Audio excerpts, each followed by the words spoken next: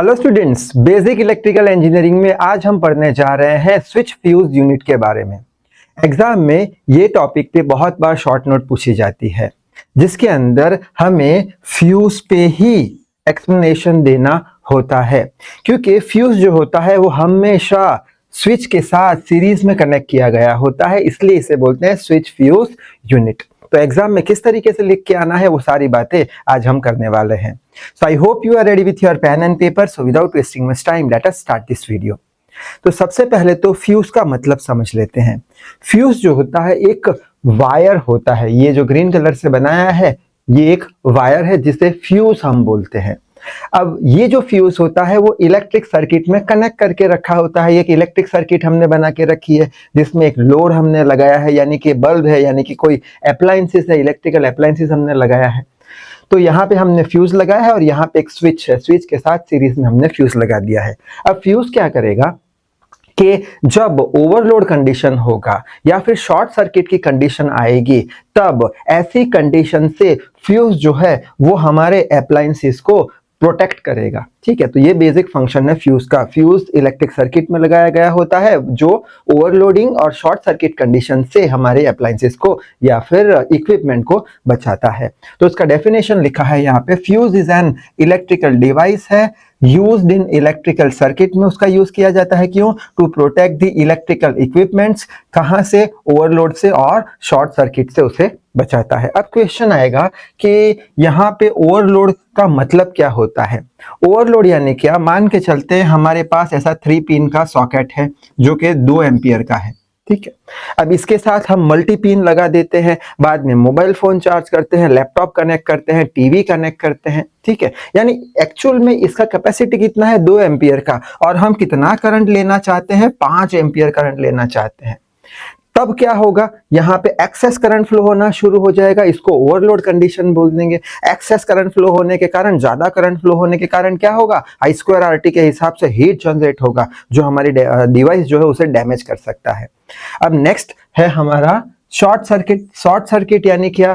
कि जो भी 2 वायर होते हैं, वो 2 वायर के जो इंसुलेटर होते हैं वो अगर डिफेक्टिव है यानी ऊपर से उसका इंसुलेशन निकल चुका है और अगर दोनों एक दूसरे के कांटेक्ट में आएंगे तो क्या होगा? एक्सेस करंट फ्लो होना शुरू हो जाएगा, यानी हमारे डिवाइस में एक्सेस करंट जाएगा जिससे करके वो डैमेज हो सकता है।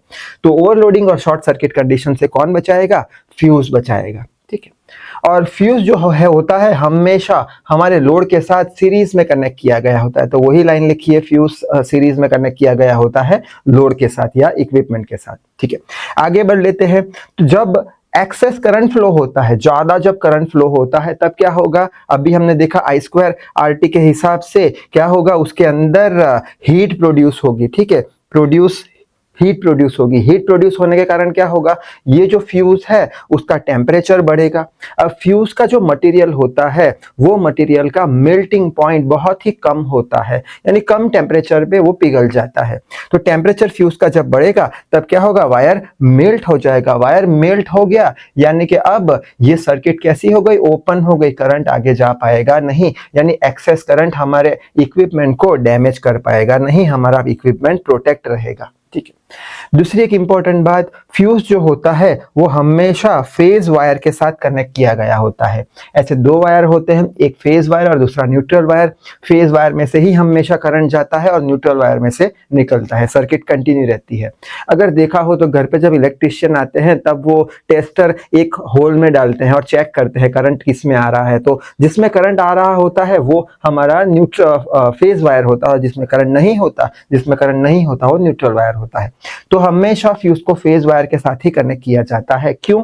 क्योंकि फेज वायर में से जब एक्सेस करंट आएगा तो क्या हो जाएगा? इसका टेम्परेचर बढ़ने के कारण ये मेल्ट हो जाएगा और एक्स्ट्रा एक्सेस करंट हमारे अप्लायंसेस में जाएगा नहीं, तो हमारा डिवाइस है वो प्रोटेक्ट रहेगा। ठीक है, अच्छा, अगर हम फ्यूज को न्यूट्रल वायर में लगाए तब क्या होगा? तब तो यूजलेस हो जाएगा, हमारा डैमेज तो बिगड़ने ही वाला है।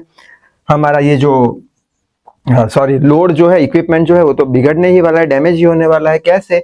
कि हमने फ्यूज वायर को लगाया है न्यूट्रल वायर पे। अब जब एक्सेस करंट फ्लो होगा तब तो सीधा हमारे अप्लायंसेस में जाने वाला है, इक्विपमेंट में जाने वाला है, उसको बिगाड़ देगा। ठीक है, यानी हमेशा फ्यूज को कहाँ लगाएंगे?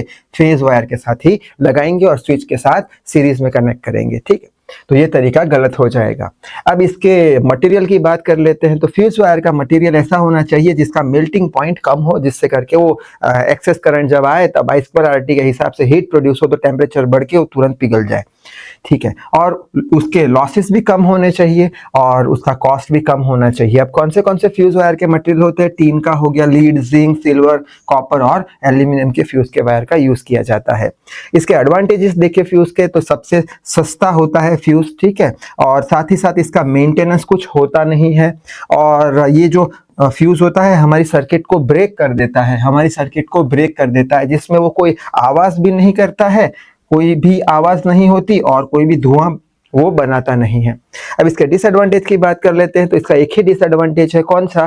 कि हर एक ऑपरेशन के बाद इसे चेंज करना पड़ता है। क्या हर एक ऑपरेशन का मतलब निकलता है कि एक बार फ्यूज वायर मेल्ट हो गया, बाद में क्या हो जाएगा? सर्किट ओपन हो जाएगा। बाद में नॉर्मल जब करंट आएगा तो यहाँ पे तो सर्किट ओपन है, तो वापस से हमें फ्यूज वायर को रिप्लेस करना पड़ेगा अप्लायंसेस को चलाने के लिए। तो यही एक इसका डिसएडवांटेज है। इसका एप्लीकेशन कौन सा है कि ये जो है मोटर को प्रोटेक्ट करता है, सेमीकंडक्टर को प्रोटेक्ट करता है और केबल्स को प्रोटेक्ट करता है। तो यहाँ तक एग्जाम में लिख के आने पर हमें फुल मार्क्स मिल जाएंगे। तो इस वीडियो में बस इतना ही। Till then read hard, work hard. Thank you very much.